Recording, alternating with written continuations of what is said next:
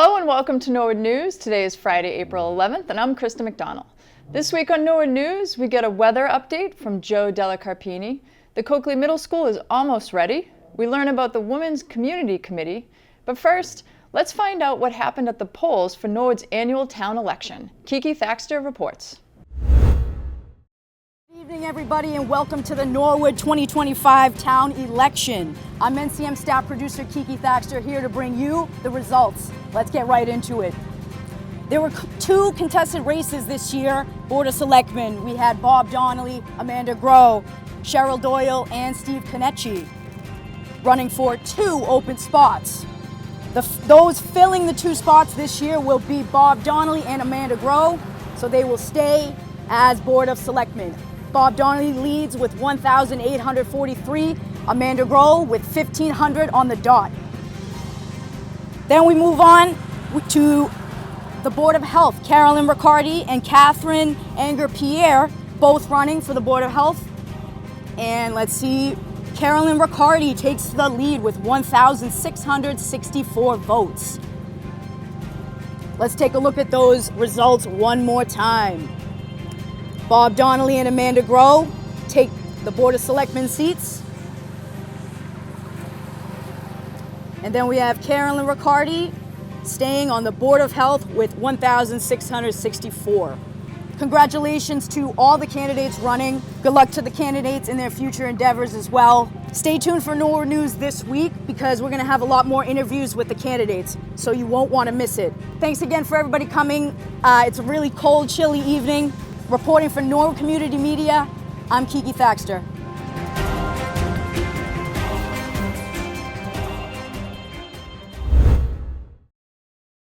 After the election results were in, some candidates wanted to thank the folks who helped them along the campaign trail.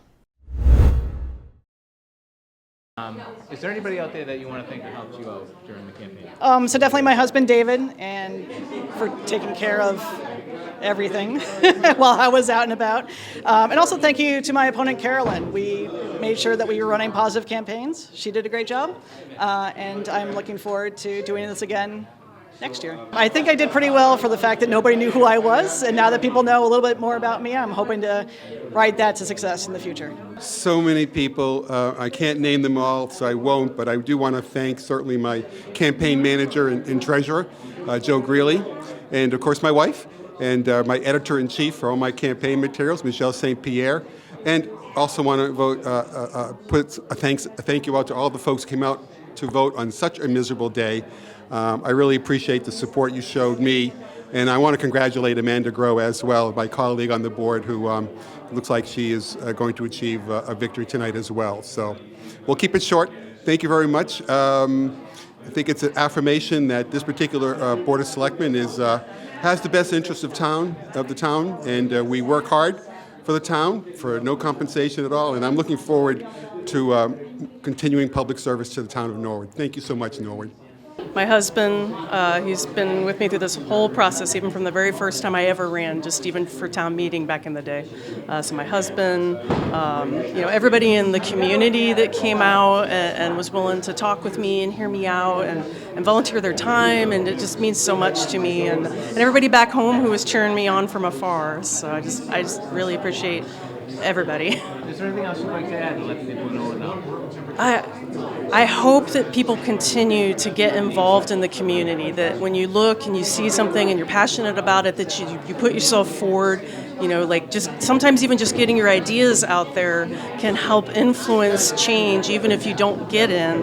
And I hope everyone continues to step up because Norwood's such a great town. I would like to thank everybody that encouraged me to do this, because without the encouragement, I don't think I would have gone to the top to run for something.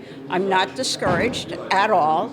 I will probably run again. I do want to congratulate the two incumbents, and I hope they have much success, and I'm hoping they're going to be able to bring the town together and get a lot of the issues solved.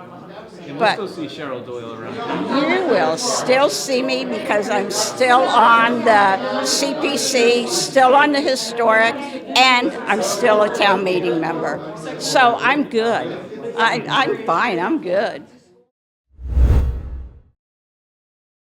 W.T. Rich and Vertex are continuing the construction of the new Coakley Middle School. Bethany King and Luke Capone have the latest update about the progress and the timeline heading into its opening for faculty. Hi, I'm Bethany King with WT Rich. Hi, I'm Luke Capone with Vertex.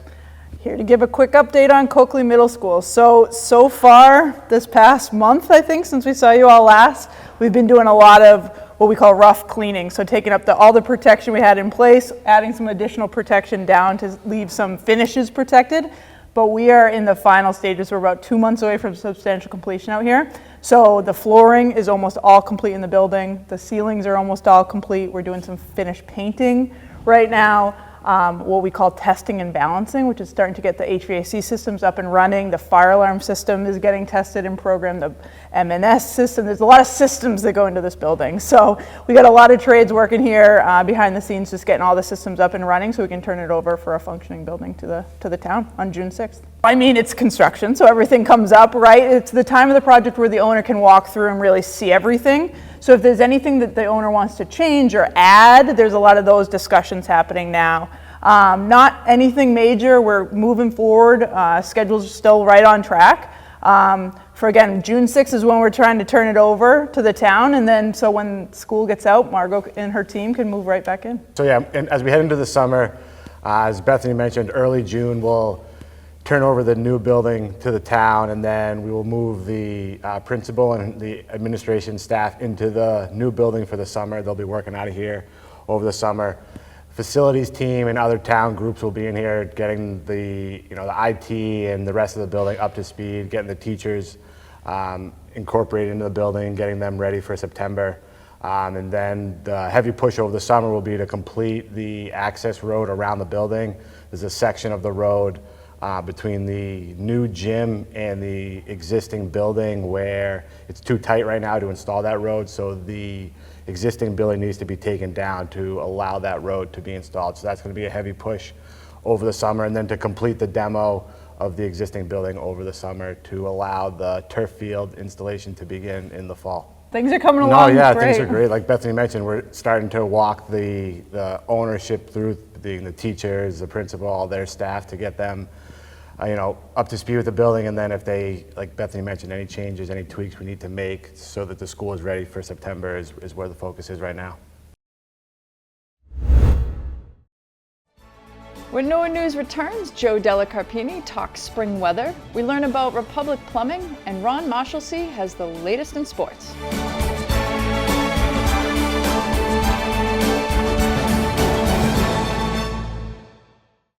Hi, I'm Selectman Amanda Groh, and I'm one of the dancers this year for Dancing with the Norwood Stars. Be sure to tune in live on the NCM Community Channel on April 18th. Are you ready for spring? I know we sure are here at NCM, but with all the wild weather lately, it seems like Mother Nature has other plans. NCM got an exclusive update from meteorologist Joe Della Carpini to recap this past winter and get the scoop on when we can finally expect spring to make its official debut. Hi everyone, this is Joe Della Carpini, meteorologist and Science and Operations Officer at the National Weather Service's Boston office, here to talk to you about the winter in review and also the outlook as we head into spring. So starting off with a review of our winter temperatures, what we're looking at here is daily listing through the winter for Boston's Logan Airport, which has a pretty long climatological record going back to the late 1800s for the city of Boston. Notice temperatures were slightly below normal. The winter average temperature was 31.6 degrees Fahrenheit, which is about a degree below the average. On the chart, you can see those blue bars indicating the daily high and low temperatures. And starting off in the winter, we had several that were above normal, and then getting later in the winter, kind of near or below. And just for reference, the pink curve are the record high temperatures, the blue curve are the record lows, and the band in the middle is the average temperature. You can also see from a calendar perspective, each day's departure from normal for December, January, and February. There's more blues in there actually than the reds, but there certainly were some warm days in December on New Year's Day, and also again in the last week of February. Now, if we look at precipitation, this includes rain and melted snow. Totals were near to somewhat below normal. For Boston, it was about 6/100ths of an inch below the average, and here in Norwood, a little bit more of a departure, about 0.37 inches below the normal. So you can see for Boston's precipitation, the green curve is the actual day-to-day totals being accumulated through the winter months of December, January, and February, and the normal curve is indicated by the brown line. And again, looking at a calendar view, you can see the days that there was measurable precipitation. Most notable here in the second week of December, we had a pretty big rainstorm, but you can see throughout the winter there were some fairly dry periods, especially in January and to a lesser degree in February. Now, snowfall probably is no surprise. That was well below average, with only 28.1 inches in Boston, which is a little over 21 inches below the normal. Here in Norwood, we had 24.7 inches of snow, which is about 31.4 inches below the normal. And similar to the precipitation curve, you can see the summation of snowfall through the winter for Boston, and that's all well below our normal curve here, as indicated by the brown line. Just looking at some past winters here in Norwood to get a better sense of snowfall over the past number of years, you can see all the totals are here in the blue bars. Going back to the winter of 2009 to 2010, you can see our maximum was the 97-inch snowfall, which was the winter of 2014 and early 2015. Most of that fell in about a 6-week period from late January through the 1st of March. But on average, we're about 56 inches, and you can see there were many winters that were actually above average through the 2010s. Recently, though, our departures have been a little bit below normal, as indicated by the red bars. You can see the past few winters have certainly been below average, and even a number of them going back into the 2010s. So key here is it's certainly variable from year to year. But recently, we've seen a lot less snow than we did, say, in the 2010s. So what do we have for the upcoming spring? Well, over the winter, we like to talk a lot about La Nina, and we had a weak La Nina this past winter, as indicated here at the minus zero point 0.5 line. That's a weak La Nina. Now, notice as we head out in time, our computer model projections are showing the La Nina to weaken, maybe go a little bit more toward that zero line, which is the neutral territory. So for the summer months of June, July, and August, there's some variation, but either we'll see a persistence of the weak La Nina or kind of a neutral pattern developing. And really, it doesn't have much impact over the summer, except for the Atlantic hurricane season. La Nina years tend to favor more activity. The El Nino years favor less activity. So it's certainly possible that we could have another active season coming up for the Atlantic hurricane season this year. But we'll take a closer look at that when the outlooks come out in the latter part of May. So over the next few weeks and months, what can we expect? Well, there's really no clear signal as we head through the end of April into the first part of May as far as temperatures or precipitation is concerned. But we kind of think for the next week or so, we're going to see this continuation of a few cool, wet, kind of rainy, drizzly days mixed in with maybe some dry and milder days. So there'll probably be a lot of variation day to day. But overall, a typical spring pattern for us are these kind of cloudy, damp, chilly days interspersed with the warmer ones. So we think that's going to continue at least for the next couple of weeks and perhaps into the first part of May. And from there, it looks like we may trend a little bit warmer for the rest of the spring going into May and June. Our odds are favoring above normal temperatures here in much of the eastern United States, in fact. But there's really no clear signal for above or below normal precipitation. So we'll just have to see how that pans out. And then taking a closer look a little farther ahead for the summer, June, July, and August, odds are pretty much favoring above normal temperatures again. And now there's a little bit more of a signal for above average precipitation, whether that's from our showers and thunderstorms, we get into a wet pattern from that, or maybe even some tropical activity. We'll have to kind of see how that season goes along. That tends to be a little bit later in the summer, more toward August. But for now, odds are favoring kind of a warm and overall wet summer. But keep in mind, that's over a 90-day stretch, and it doesn't mean that it's going to be hot and rainy or thunderstorms every single day. Just the odds kind of favor both of those, above normal temperatures and precipitation.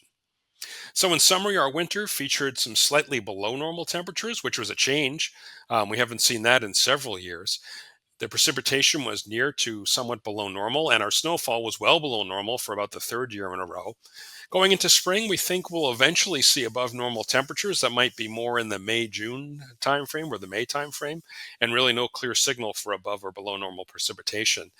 And as I mentioned, our early outlook for the summer is calling for odds favoring above normal temperatures and precipitation, and perhaps the tropics get a little bit active in the Atlantic, especially toward the end of the summer. So stay tuned for more information on that. Hope you've enjoyed this quick review of our past winter and the outlook as we head into the spring and the summer. Of course, if you have any questions, feel free to contact me at the email address there. Otherwise, thanks for listening, and we'll see you soon. In NCM's latest Living Local segment, we learn all about the different facets and faucets of a longtime Norwood business, Republic Plumbing Supply. The Auto Mile in Norwood is home to some of the longest tenured companies in town. One of those companies is Republic Plumbing Supply, a local family-owned business that has been serving Norwood for a few generations. President of Republic, Tom Summers, speaks to the history behind the company and how he got his start. Republic was started by my grandfather in 1977. He purchased Republic Pipe and Electric, and it's grown into, we started with one store on Route 1, and we've grown to as much as 10, and now we have 9 stores. We have 5 showrooms, we have 8 parts counter locations, 130 employees. Our flagship store is on Route 1 in Norwood, right on the Auto Mile. I grew up in Falmouth. I went to college in Montana. I moved back here for a job at PricewaterhouseCoopers in Boston in 2008, and I started with Republic in 2010. Tom also talks about the benefits of buying a part from Republic as opposed to somewhere else. The quality of product, the quality of people. You know, if you buy something at Republic, you're buying it from us. We stay with you from start to finish, and we're here afterwards to help you out.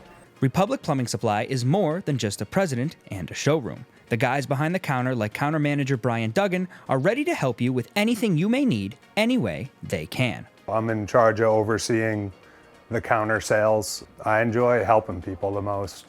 It's good when you can just solve someone's issues, you know it. I know when I go to a car place, I don't know anything, so if the guy can get me whatever part I need, that's super great that I don't have to worry about it. Absolutely, as long as it's something we can get, and even if we can't get it, we usually tell you the best way to get it, just because, if we can't provide the part, at least we can point in the right direction. We do have probably over 30,000 SKUs in the building, so the brands that we do know, we know very well, and we're able to help people with parts often. The counter guys can't do their job if things aren't stocked and ready, and warehouse manager Steve Parker makes sure each and every SKU is present and accounted for. I oversee all of the deliveries, the inventory, the hiring, the firing, all of the receiving aspect where stuff comes into our branch and we divvy it out to our other branches to sell to all around the area here.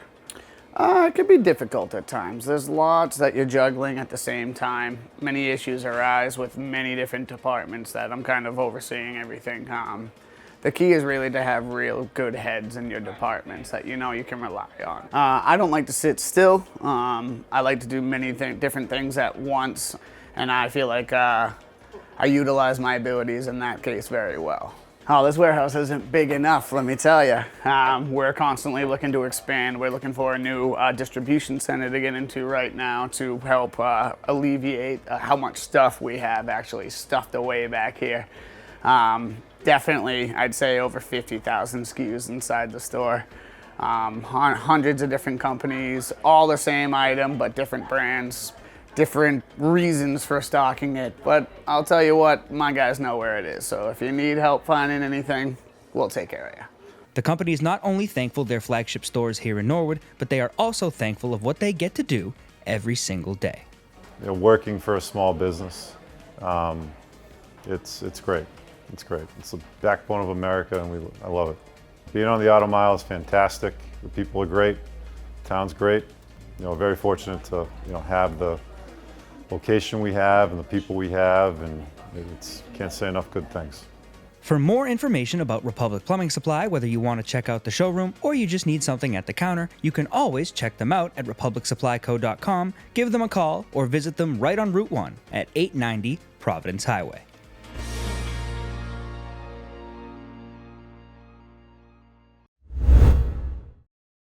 Now let's toss it over to Bridget Kidd for the latest in school news. I'm Bridget Kidd, and let's check out what's happening in our Norwood schools. In Norwood High School news, congratulations to Ava O'Neill and Juno Joe for being recognized as Students of the Month. At the Coakley Middle School, during a project-based learning project focusing on area, surface area, and volume, student groups were given clients for their backpack company. Clients were asked to bring in items for students to measure that would need to fit into their backpacks. Students also interviewed these clients for specific dimension needs, details, designs of their clients' backpacks. Students then created these backpacks from scratch using materials such as cardboard, fabric, tape, yarn, paper, and plastic bags. Students needed to find the surface area and volume of the backpack to present to the client when showing off their brand new backpack. They had some very happy clients. At the Callahan School, here are students using cooperative learning to play Match Mine. Students sit opposite each other and the sender arranges game pieces on a game board and attempts to direct the receiver to match the arrangement. At the Cleveland School, 4th graders hosted dinner last week at the Cleveland Cafe. The students serving as waiters and hosts treated guests to pizza, salads, and live entertainment. Oldham Elementary students celebrated honesty. Each month, they focus on a particular character trait through our Character Strong curriculum. The community looks forward to our end of the unit celebration each month, where they celebrate individual students who exemplified this character trait. The assembly is full of song and celebration. In fine arts news, the 3rd annual Honor Festival was held this week. Student musicians in grades 3 to 8 performed in the concert. The Honor Chorus was directed by Monique Lariviere, the Honor Orchestra directed by Amy Bedard, and Honor Band directed by Alana Lawrence and James Stone. This was a very exciting evening for the student musicians, and over 200 students performed in the concert. All groups were given feedback after each performance by the experienced clinician. The audience was very enthusiastic and appreciated the students' musicianship and efforts. Let's listen.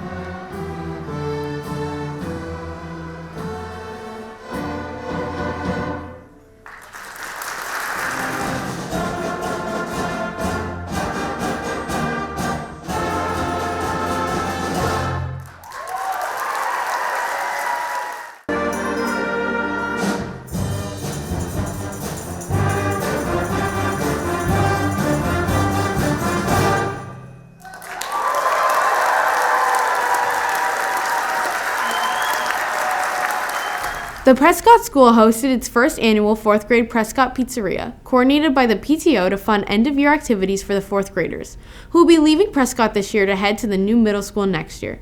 Students dressed up as waiters and waitresses at Pizzeria and handled all the tasks of a full restaurant.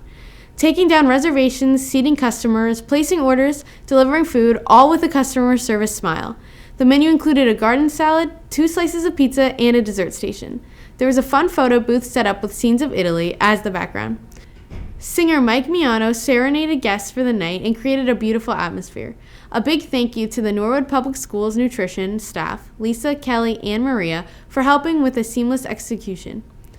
And a big thank you to the PTO for coordinating the event, the parent volunteers that made it possible, and the families that came out to support a delicious evening. And of course, congratulations to the 4th graders. That's amore. This week, kindergarten students at the Willett paused their trip across America and invited some special guests to come with them right here in Norwood. The gym was transformed into multiple cozy spaces where students and their grown-up guests could cuddle in and enjoy some quiet reading. Students dressed for the event wearing comfy clothes or pajamas, and everyone agreed it was a great way to end the week. They are reading their way to New Orleans next. They can't wait to show us all the fun they have when they get there. Albert Einstein once said, "Play is the highest form of research." Students at Little Mustangs learn through play every day, especially in the makerspace. The makerspace is an exciting place for students where they can create, problem solve, and invent through play.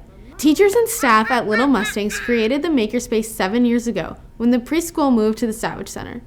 Teachers wanted a special space for preschoolers to be creative and build important foundational STEM skills they can carry with them to kindergarten and beyond. The Makerspace is filled with building toys, gears, games, and recycled everyday materials. Each month there is a new theme with experiments and fun projects to work on. There is something for every preschooler at Little Mustangs to enjoy, regardless of ability.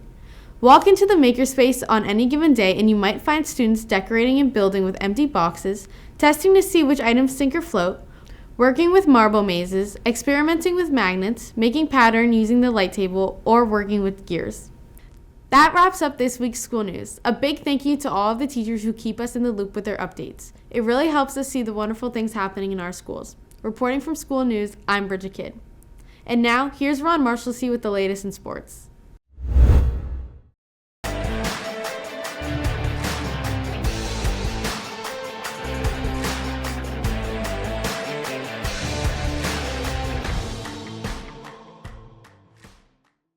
I'm Ron Marshalsea, and this is your sports update. The baseball team lost to Westwood this week in a close one with a TVL opponent, but it got hits from Jacob Sheehan, Mike Grenham, Sam Larkey, Chris Grenham, Caden Sheehan, and Angel Oliveira. Oliveira also had a solid game from behind the plate. The Mustangs look to get back in the win column when they host Natick on Friday the 11th at 4 o'clock. The softball team are now 2-2 with a win over the Bulldogs in Canton 4-1, but lost to Westwood on Wednesday. The Mustangs are at North Attleboro on Friday the 11th at 4:30, and they host Hopkinton on the 14th, also at 4:30. The boys lacrosse team couldn't grab the win when they went to Westwood on Monday, but hope to grab one against Medfield when they head there on the 14th at 6:30. The girls lacrosse team is now 3-2 after taking down Bellingham 12-7, but losing to the Hillers in Hopkinton. The Mustangs will host Medfield on Monday the 14th at 4 o'clock. The boys tennis team are now 2-3 after dropping a game to Westwood, but getting the win over Norton on Thursday 3-2. Juno Joe and Joe DePerio won their singles matches, and Trevor Lovell and James Saulnier got the win in their doubles match to finish the job for the Mustangs. Lovell and Saulnier picked up their first win on the year, and Juno Joe came back from injury to help lead Norwood to the W. Partha Jamalamadaka held his own in first singles, as did Sam Prajapati and Jack Weafer in first doubles, though they both ultimately lost their respective matches. They look to stay hot and get the win in their next matchup when they head to Medway on the 16th at 4:15. The girls tennis team pick up their first win of the year in a decisive 4-1 victory over Norton Thursday afternoon. They will head to Hopkinton and host Ashland for their next two matchups on the 14th and 15th, respectively. The boys volleyball team is now 2-3 with a loss to Millis, but got a huge 3-1 win over Westwood Wednesday afternoon. Senior Sebastian Eugene led the way for Norwood with some huge attacks and blocks, and freshman Luke Fleming had some excellent, consistent serves that kept the momentum the Mustangs' way. The Mustangs play host to Nipmuc Regional on Monday the 14th at 4 o'clock. Both the boys and girls track teams lost to Holliston on Wednesday, but look to get the win when they host Dedham on the 14th. And congratulations to the 4 track athletes that have already qualified for sectionals. Senior Natalie Martin and freshman Bridget Flynn qualified in the mile, junior Abby Fortier in the high jump, and sophomore Kessie McCluchley in both the long and triple jump. And in collegiate news, NHS class of 2021 Robbie Wachowski was named the Conference of New England Player of the Week for Endicott College baseball for the 3rd time in his career. Wachowski highlighted a Gulls offense that posted 36 runs in 2 games. The senior went 4 for 6 in their 2-game stretch against Gordon in Southern Maine, and in the 24-3 win over Gordon, he went 3 for 4 with a home run, a double, a single, and 5 RBIs. Congratulations, Robbie, and good luck to him and the Gulls as the season progresses. And just in case you missed it and want to learn more about Wachowski, he made an appearance on the July 2024 episode of NCM Sports Talk. NCM commentator Joe Pinola sat down with Robbie to talk about his high school and college baseball careers and what his main goal for his senior season is. And that is all I have for this sports update. I'm Ron Marshalsea, and Norwood News will be right back after this break. Dancing with the Norwood Stars is returning to the Tiffany Ballroom at 4 Points for the 2025 edition of this iconic show. Dancers Sean Barnacle, Amanda Groh, Dave Camposano, Maddie Rice, Shelby Dolliner, and Derek Field will give it their all to be the one to walk away with the coveted Disco Ball Trophy. Tune into the NCM Community Channel Friday, April 18th at 8 o'clock to catch Dancing with the Norwood Stars 2025.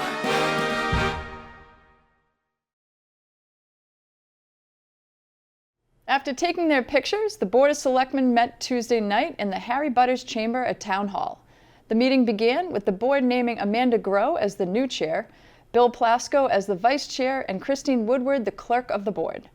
The meeting continued with appointments to the Cultural Council, which were unanimously approved. Following the appointments, there was a public hearing for the Verizon cable licensing renewal, where NCM Executive Director Jack Tolman, Station Manager Megan Corbett, board members Scott Murphy and Brianne Killian, as well as NHS TV junior Brian Gagliard, appeared in front of the selectmen.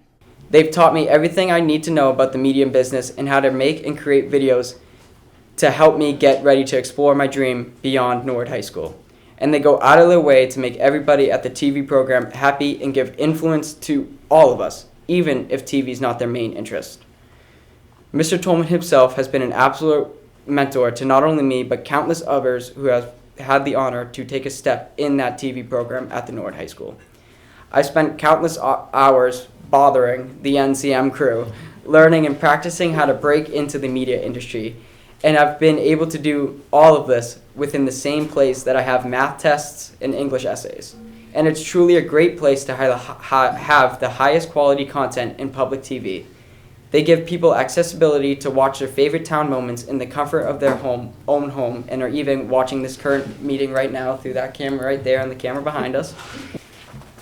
We're here because of the part of the Verizon relicensing process to go on record and express how important this license is to Norwood Community Media. NCM was formed 20 years ago, and we exist because of the 3 cable licenses. We receive all our funding from the cable subscribers in Norwood, so if you're watching this meeting right now on Verizon, Comcast, or Norwood Light Broadband, you are contributing to Norwood Community Media, so thank you. We take this very seriously, and it's not our money, but your money, and we try to give you the best, and we give you your money's worth. I believe a great town is built on great volunteers, and there are many residents who give their time and give back to Norwood. Norwood Community Media is proud to help them promote all the good things they are doing, and we also cover their special events.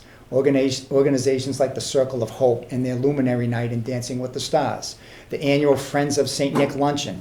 These events sell out, and viewers can count on NCM's live broadcasts and rebroadcasts so they can watch at home. NCM has won many awards over the past 20 years, and we share them with the town. After 20 years, I feel it is safe to say that we have become part of what makes Norwood a special town to live in. I believe that NCM is an asset to the town of Norwood, and a vital destination for news, information, and entertainment. I hope this presentation provides insight as to how important it is that NCM continues to receive the funding that will be provided by the relicensing of the Verizon cable licenses in town. Thank you. This hearing is the first step in the relicensing process with Verizon. NCM is funded through the license and wanted to remind the board of how it uses the funds to keep the residents entertained and informed. Town meeting articles were then presented to the board by the Finance Commission, the School Department, CPC, and finished with the Planning Board. Prior to the public hearing and articles, the board approved several car washes, a sign placement, a road closure, and a field use and road race request, all of which were approved unanimously. Before the manager's update, the board discussed the possibility of another meeting next week for a deeper dive into the articles the manager's office is bringing to town meeting. The meeting will take place on April 15th, with the time to be determined, possibly an earlier start time. This week, the Trails Advisory Committee met and took some time to discuss the opening of Cooper Park, Norwood 101, and the Farmers Market. Special guest Amber Stearns joined the committee to talk about the Appalachian Mountain Club and the Bay Circuit Trail, which surrounds Boston. The Trails Advisory Committee will meet again on May 13th. The Library Board of Trustees met Tuesday night, and Literacy Director Norma Logan summarized the success of the literacy program and recognized the hard work of the volunteer tutors. Norma emphasized that in December of 2024, 17 people attended the orientation to volunteer for the literacy program, which is much higher than the usual amount of about 10 to 12. Library Director Clayton Cheever discussed a new resource from the state, now available at the library. Right. Well, I want to take an opportunity to highlight. We recently got some new cards that we're laminating and putting on every desk. You may have seen them as you're coming through. Advertising a resource that we have from the state for a language line. So anybody who's interested, something we sometimes find challenging. There's one right here, exactly. People who are coming and getting for literacy services obviously don't always have the facility to talk with whatever staff that they encounter as they're coming into the building. But we now have the ability we don't even have to be able to identify the language we're speaking.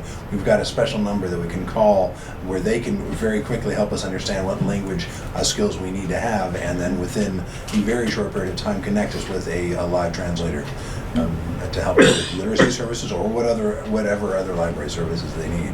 So it's really exciting to get the word out and just do what we can to increase people's access to resources. Wednesday night, the school committee meeting began with Chair Anne Marie Mazzola introducing their newest member of the committee, Judith Bromley.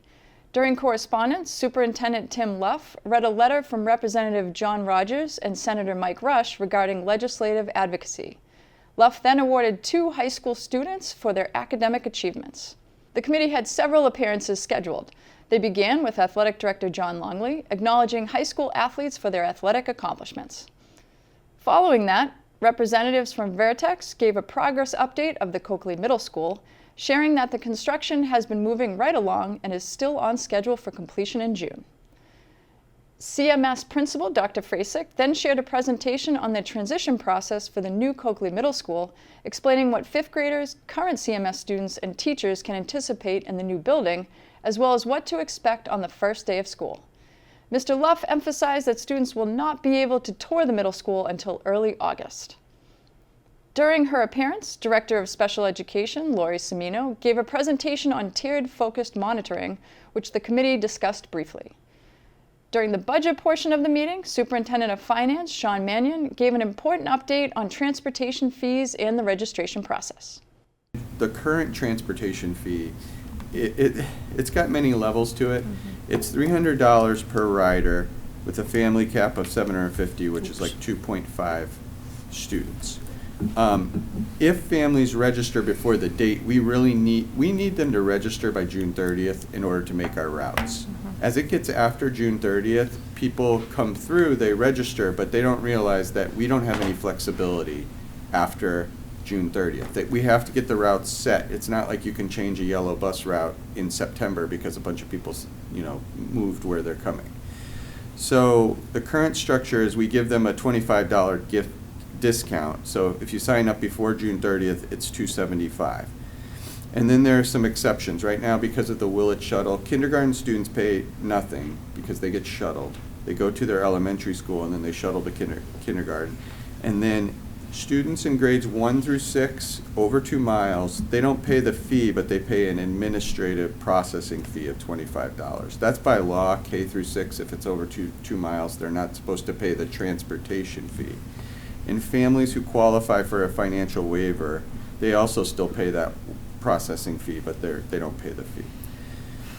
So we're trying to make some proposals here. We're finding that not enough people are signing up early. We're not requesting to really change the amount people pay, but we want to incentivize people and in some ways give them a late fee so that they sign up before that June 30th, because especially with the new middle school coming in, we have to completely redo our routes. We need families to feel the incentive to sign up early because we need people to do that in order to know where we're going. So basically what we're proposing is that we're going to lower the fee to $275, and we're going to make everyone pay this administrative processing fee, and we'll set it by the period. So if you sign up before June 30th, you pay 0 processing fee. So the actual fees go down for anybody? For some people it'll go down because if you're the K through 6 distance or if you're the financial waiver, you're paying 0. If you're a regular fee payer, you're still $275. Instead of being $300 minus the discount, you're just basically $275 with 0 fee. After June 30th, the processing part of it goes up to $25. After August 30th, it goes up to $50, and after the beginning of school, $100. The school committee will meet again on April 30th. In 2025, the Women's Community Committee proudly celebrates its centennial year. Kicking off the festivities in February, the WCC hosted an evening of free ice skating at the Skating Club of Boston, bringing members, families, and friends together in celebration.